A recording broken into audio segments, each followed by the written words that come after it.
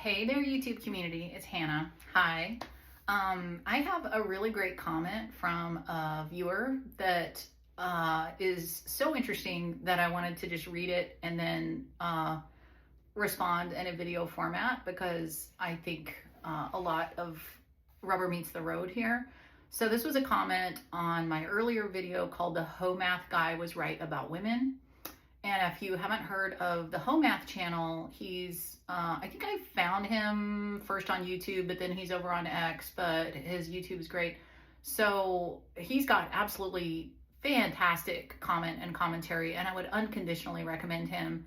And that's why I created a whole video about a lot of the things that he said, just helped me have some aha moments and some things click into place, So this would be in the men's and women's relational category types of things that I talk about.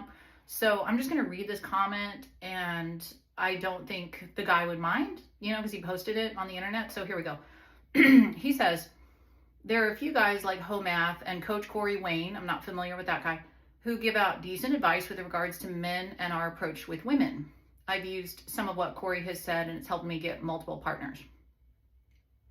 I'm someone who'd be considered very far left, but I found the stuff in the videos principally very useful despite my disagreement with some of the other philosophies they have. This is likely the case with you as well. I think both sexes probably should have a fundamental grasp on these concepts, but I find the conversation can get weird when we overemphasize this is why women ... blah, blah, blah. Because a lot of these concepts, like looking for a man who is assertive or a weak force projector, isn't exclusively a sexual trait. As a guy, I want to know all my friends, whether men or women, are competent and have the ability to stand up for themselves and not need me to take extra responsibility all the time. I imagine this is too the case for women. To me, this just seems like normal, regular human evolutionary behavior that you need beyond romance with application to friendship, work, etc., because an incompetent tribe is a tribe that dies.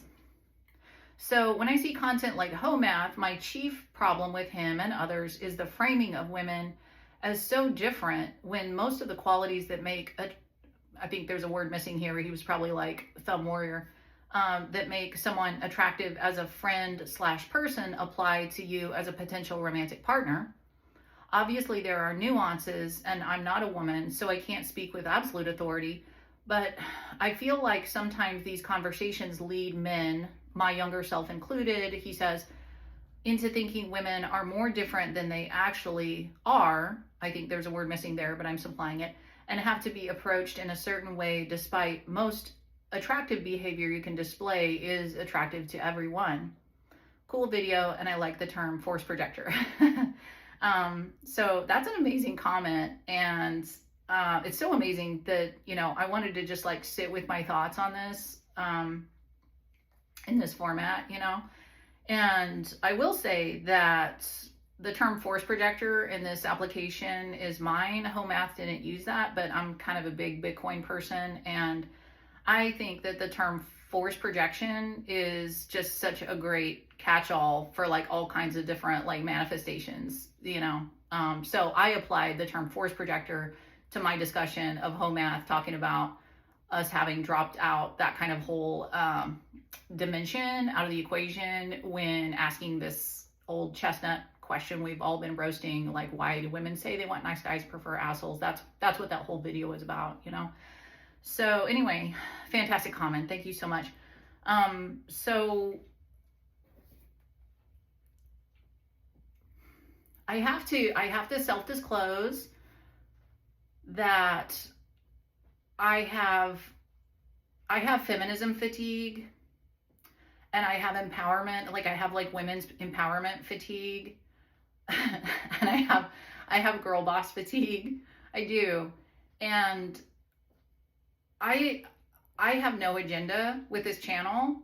I am seeking to explore and create and define paradigms that make the most sense for me and my experience, and that can map onto my experience. And I can only speak with authority about my own experience, and to the extent that that extends out to anyone else, then that's great, but this is like honestly a very selfish project that I have going on here, because I've been frustrated and confused about the state of the dialogue, otherwise in many cases, right? And there's always like little grains of truth that you find out there. So,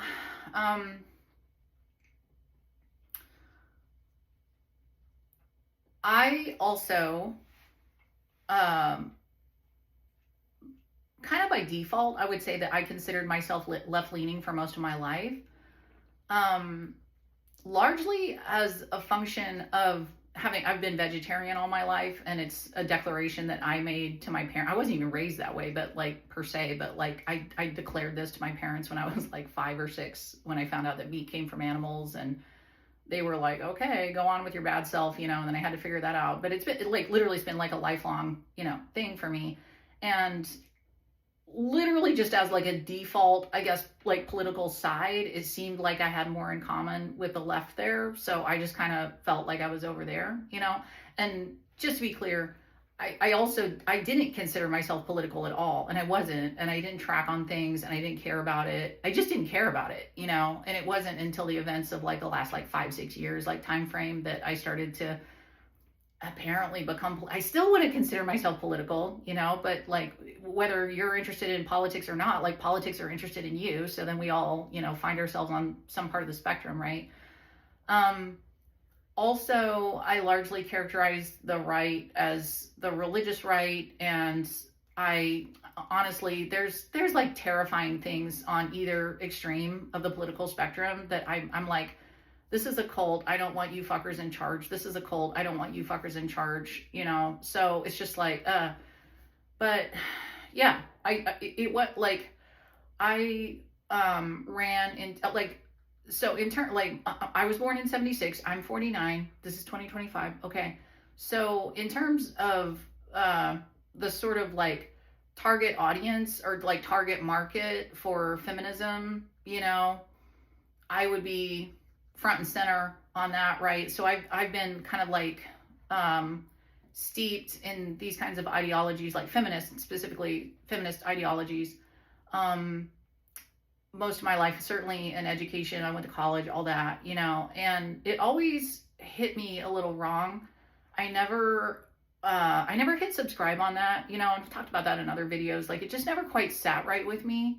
And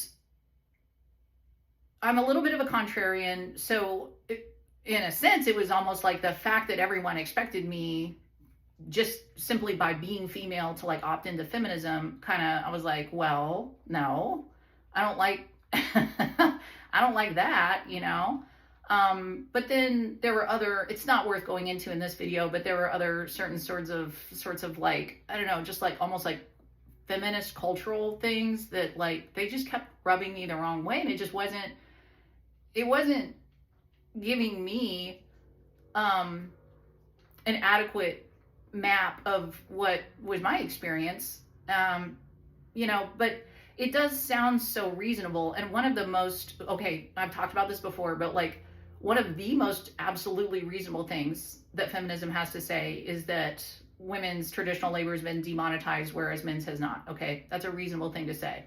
I've talked all about that in other videos. I think that we abstracted, meritocracy and skill sets into, like currency exchange, and then we broke the money on top of that, which is why I'm a Bitcoiner.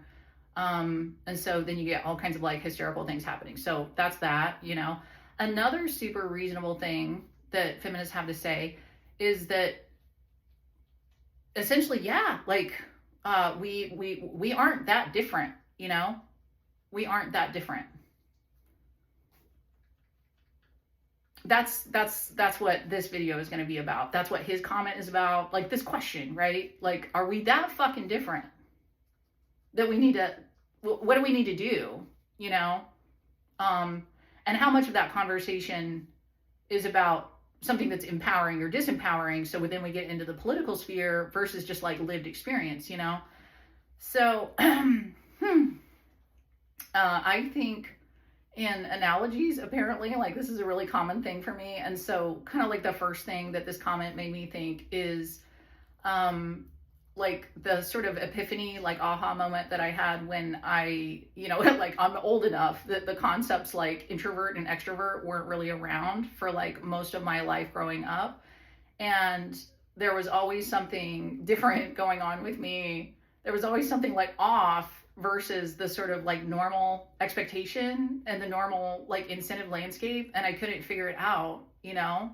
I mean, I kind of knew how I worked, but I didn't have a map to map my experience onto. So when the Overton window shifted enough, and I'm not like super totally 100% on board with like introvert extrovert, but I'm using this as a framing device, and it's a really helpful one. It's at least as helpful as discussing anything about men and women, you know. Gets down to the granular points, kind of like everybody's like a minority of one, you know, but still you got to like generalize some way. So when I discovered that there's a thing called extroversion and introversion, I immediately knew that I was an introvert. And then when I looked into that, I was like, that's it. It was an aha moment. It was an epiphany, because what for me had been like this kind of like secret, mysterious, confusing process of trying to sort of like manage my own bandwidth and manage my own social battery in a world that is like built by extroverts for extroverts was suddenly very clarifying, you know? And very importantly, I think, if you're a thing over here and you keep trying to sort of like walks like a duck, quacks like a duck, you know, I can like look like an extrovert in the world for sure. So you keep sort of trying to like hold yourself to that standard because you don't know that there's any other way to think about yourself. Then it turns out that some of your greatest strengths look like weaknesses and neuroticism or problems, like relative to that baseline, you know? And when I figured out that for all intents and purposes, like for this kind of discussion, that I'm an introvert and that's a thing, and there's like other people like me, like how would we meet each other? Like obviously we wouldn't meet each other, you know, except you kind of do sometimes, and you're like, oh, that person's like not exhausting to be around, you know. I was like, damn, that makes a lot of sense, you know. I'm over here like managing a social battery that like I have a whole like emotional plumbing that is set up completely differently from what I've been led to expect is like the norm. And I mean, it comes down to all kinds of crazy things where it's like the worst thing in the world to like make plans with someone and then cancel on them, you know. And over here in Introvertville, I'm like, the most amazing thing that could possibly happen is that we make plans and then you cancel on me, because that means I kind of get my social credits for having been like willing to do a thing, but then I don't actually have to do it.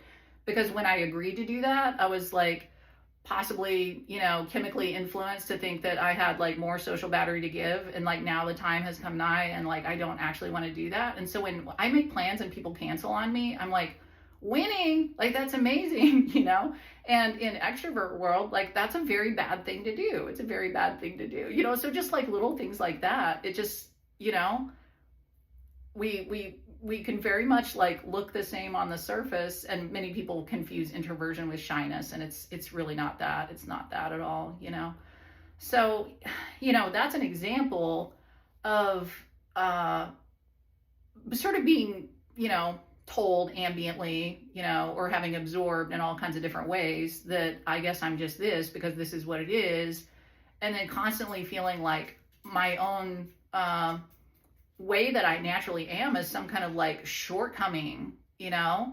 And it turns out it is a superpower to be an introvert. Like I have all kinds of other things that I can bring to bear, like better than anybody else because of that, you know. I just can't do this thing over here, or it's very difficult for me. It's very tiring, you know.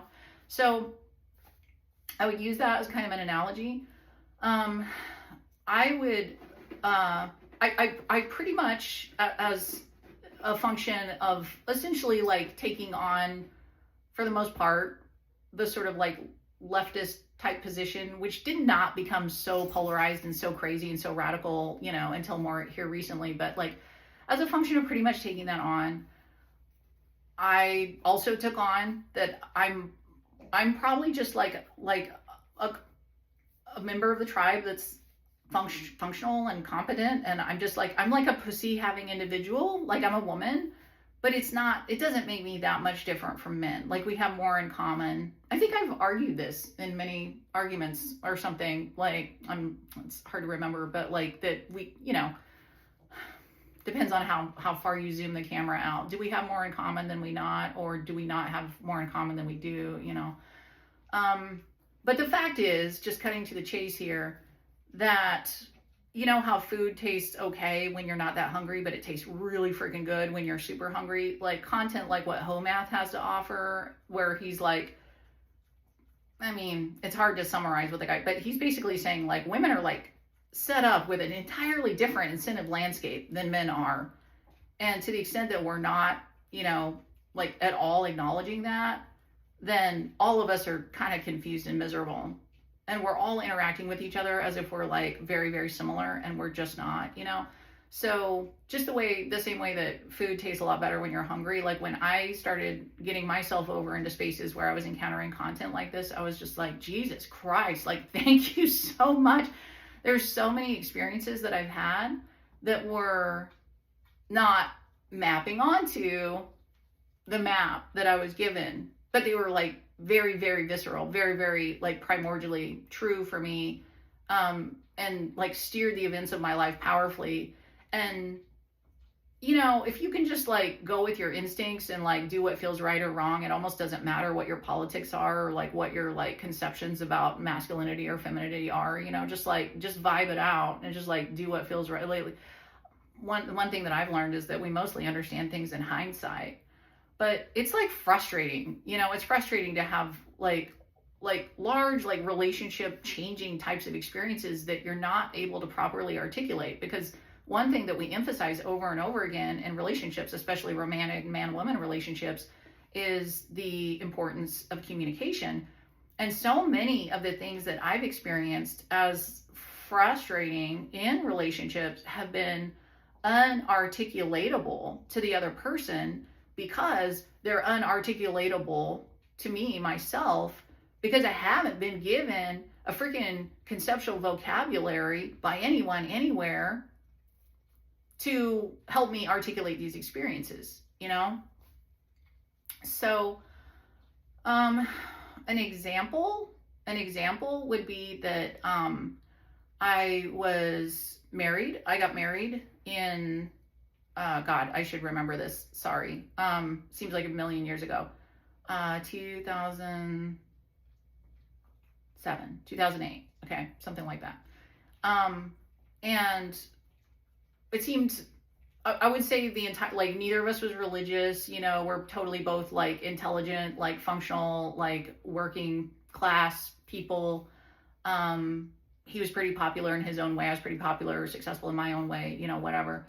There was a thing that happened within the first, I'm going to say like literally week of being married, that caused me to actually entirely like fall all the way out of love with this guy. And we like went on, like I actually brought up the topic of annulment because we hadn't been married that long. And I just like all the way lost my girl boner for this guy after this event that I could not articulate for myself. I had no conceptual vocabulary to help me understand like what this was even about, because with the conceptual vocabulary I had been given, which is that women are roughly similar to men, you know, and that we're just people who like have different like genitalia, but like otherwise not that much different. I couldn't make sense of this, you know, but he didn't want to get annulment, you know, and I was like, I need to get over it. I can't articulate it to myself and I can't articulate it to him. And communication is the cornerstone of every healthy relationship, right? So like, I don't know, I'm just having a glitch, right? I'm having a glitch.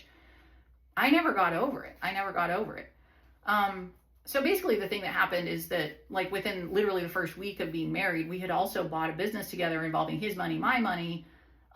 It was more his thing though. It wasn't, I contributed some money, but it like wasn't my thing. So this put him in partnership with another guy. However, right off the ground, there was like a problem where there were some like legal like snafus and like money outstanding, like things that like red flags that like hadn't been on the radar in the sort of buyout of the other partner, right? And I was like, oh shit, you know. And so he was like super busy with work with the thing that it was, asked me to sort of like try and like follow up on this, and I was doing the best job I could.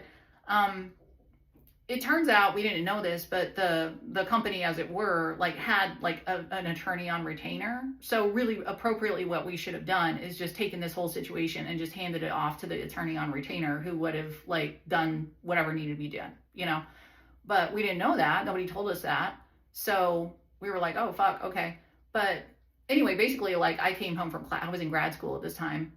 He was on a speakerphone call with his now partner that we had bought out the other partner. So now that's his partner. And this guy, he was frustrated. The partner was frustrated that we hadn't like done the thing with the attorney and possibly made it worse, whatever. I don't know. It was kind of low level stuff. But the partner like ran me down, like on speakerphone, like with my husband, my new husband, who I just got done marrying, you know. He called me a stupid bitch, like on speakerphone. He knew I was there too. It's not that he didn't know I was there. Like he knew we were both there. And he ran me down and he used like extremely abusive language about me. And I had just been trying to like help in it up. Like I didn't know what I was doing, but I was trying to help in a situation where there was a guy that had been delinquent, it turns out, for a long time, blah, blah, blah. And I guess in some part of my like feminine soul, I expected my husband to like draw a line in the sand right there. You know, like it's okay to say, okay, you know, let's troubleshoot. Maybe we should have done this. You know, that would have been better. But like my literally brand new wife, like you just called her a stupid bitch XYZ. That wasn't where it stopped, you know? And he sat there and took it. Like he had like no reaction, like no outer reaction. I don't know what his inner reaction was. And I looked at him, like I looked at the phone and I looked at him and he had no response whatsoever. And he just kind of like was like, you know, got off the phone. And this is what I'm saying, where by everything that I had learned about myself in like Feministville, this should have been not that big of it. Like, it's not his job. That like sticks and stones can break my bones, but like words can't hurt me, right? He used some words. I mean, if I wasn't married and somebody called me a stupid bitch, I'm pretty sure that's also happened, then I would just have to respond to that somehow. You know what I mean? Somehow it's like, you know, he was the guy actually involved with the business. So I was sort of like taking a back seat to this whole thing. Maybe that's part of it, but also he's my like literal husband that I just married. And I was kind of like, you gonna like push back on that? Like at all? You know? He didn't. I went outside, smoked a cigarette, and fucking started crying, and literally like lost my entire girl boner for this guy, and it never came back. And I guess, you know, it begs the question, like, what would I prefer? I would prefer him to be like putting on his shoes and like putting his wallet in his back pocket and be like, well, I guess I got to go drive down to Phoenix and cut that guy's fucking throat. You know, like that's what I would prefer, like on a literally feminine level, right? But I was so influenced by feminism that I couldn't even like think through that kind of response. And I was like, oh, okay. Like, okay. He just like said something really mean. He just said something really mean about me to my literally brand new husband that I just got done marrying. So I didn't know where to put that. Like, I didn't know what shelf to put that experience on. But I'll tell you what, I never really wanted to fuck that guy again. And I don't want to like get into like super TMI or like make it crude or anything in this video, but I have to on a certain level, like I have to speak to that on a certain level, because if we just consider, there's another point I got to make to remind me about the billionaire psychopaths. I think that's important, but I'm going to come back to that. But if we just sort of gloss up, like, I think it's like what the commenter said, you know, he's like, I don't really feel like it's appropriate for me to step into this space and say like, oh, hey, turns out women are crazy, super different from men, because that coming from a man, that can seem kind of like regressive, right? Like, who are you to say that? Like, I'm like literally been like holding down, you know, a job like ever since I was freaking 16 years old. Like, of course I'm like out here and functional and being like a highly competent person, you know, like, of course I am, right? Being female has never like paid my bills or anything, right? Like we're doing the thing. We all have to do the thing now, you know? So isn't it just more helpful to just kind of frame everybody as like sort of mostly the same, right? But when it comes to like literally sleeping with a man, like literal sex, I don't know if men really think this through. And it's true that there's a massively different like incentive landscape for men versus women relative to like sex, you know, and that's been proven in many studies and stuff like that. It's like, of course, we're the ones who are going to get pregnant, you know, and then that's going to be a whole thing. And like our reputation and like we, you know, we kind of have to be like really choosy in our partners for all kinds of reasons, like rhetorical reasons, like financial reasons, like physical reasons. Like we got to be choosy, you know, and then men like have a different incentive landscape when it comes to like trying to capitalize on opportunities that might turn into sexual opportunities. Like this is the story of like men and women through history, you know? So there's that. I mean, there's that for sure. But I'm going to say if all that was true, but it's like women are the ones somehow who had the dicks and like men are the ones who had the pussies and we're penetrating them, but they're the ones being penetrated. Like this, it would still not be as like real as it actually, sorry, I feel like this is so TMI, but I feel like it's important, like to have someone just kind of basically like okay it for random bro, to like call you a stupid bitch, XYZ, and then expect to kind of climb on top of you and like penetrate you with his body and to like fuck you and to like have, which we love, you know what I mean? Like we love it. We love sex. Women love sex. We love sex.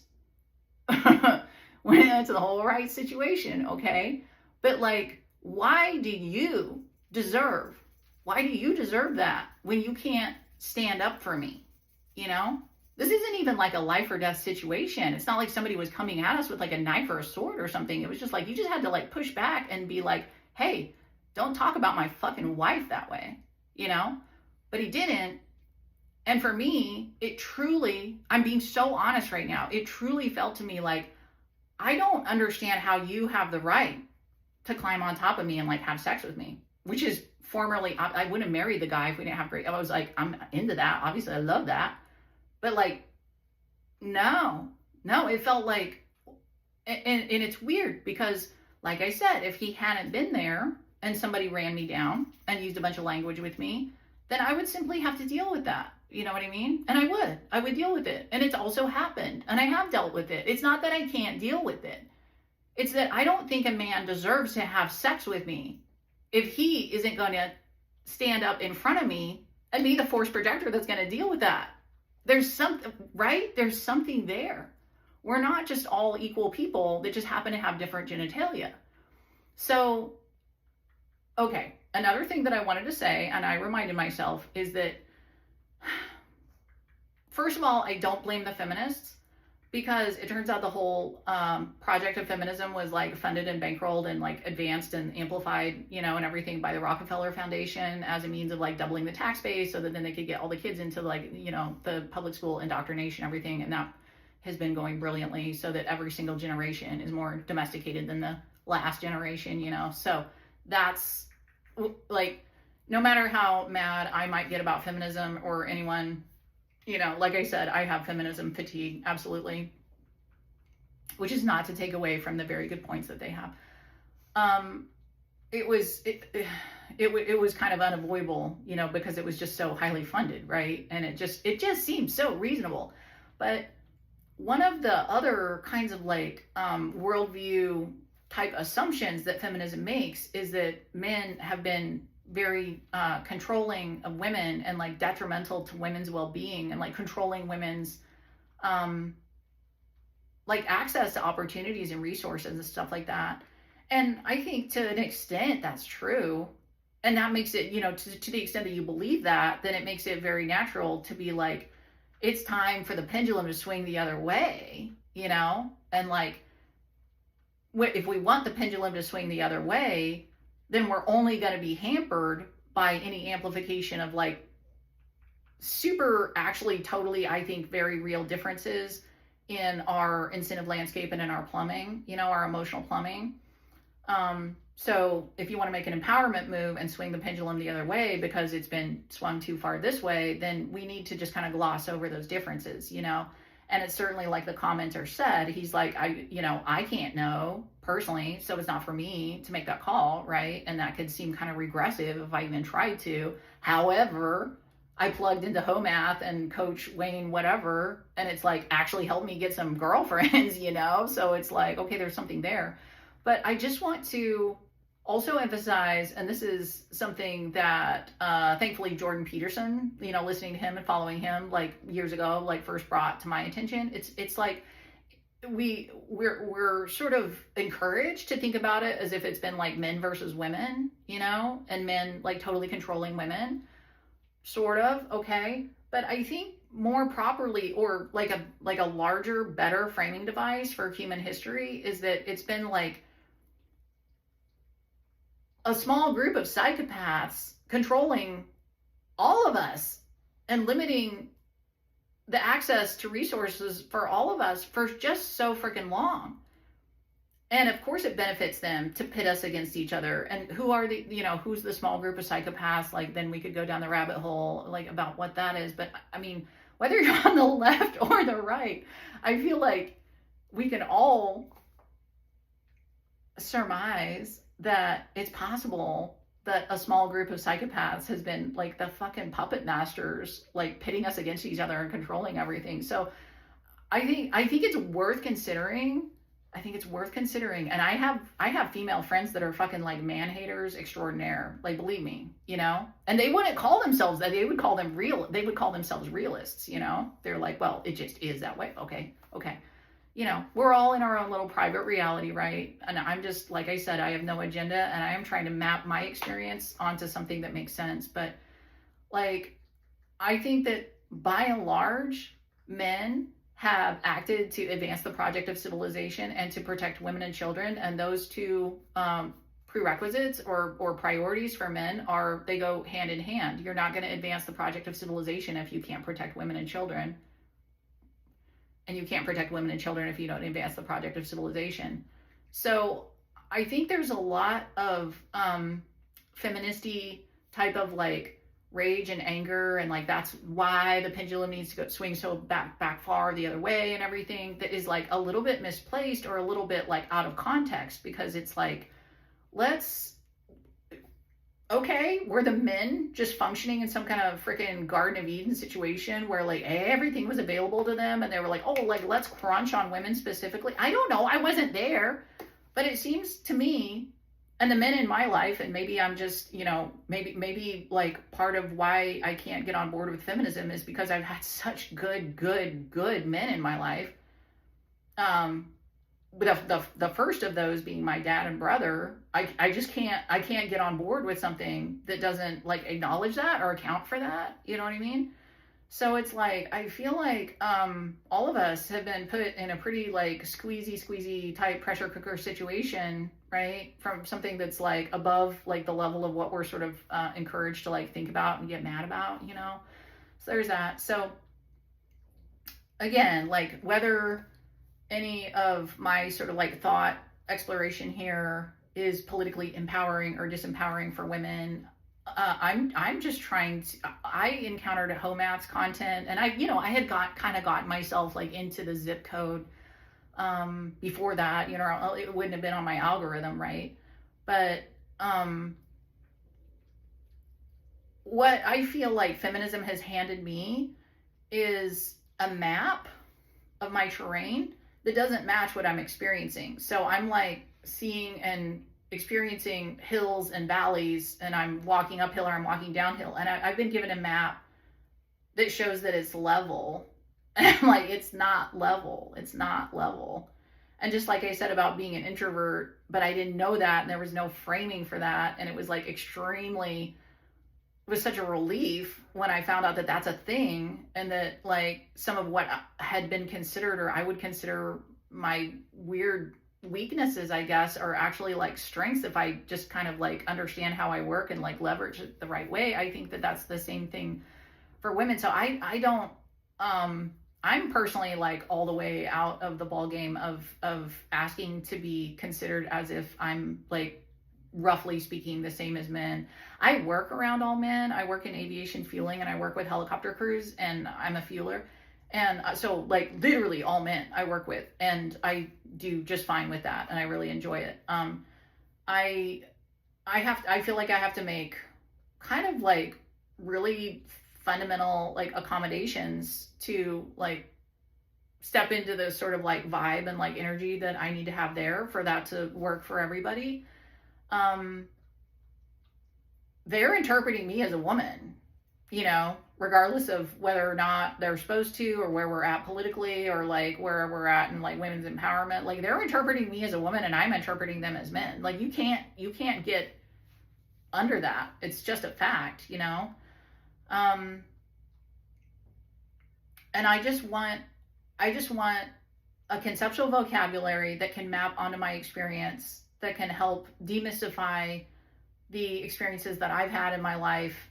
And I kind of don't care what that means, you guys. Like, I don't care what that means for empowerment. I'm empowered. I have empowerment fatigue. I really do. Yeah.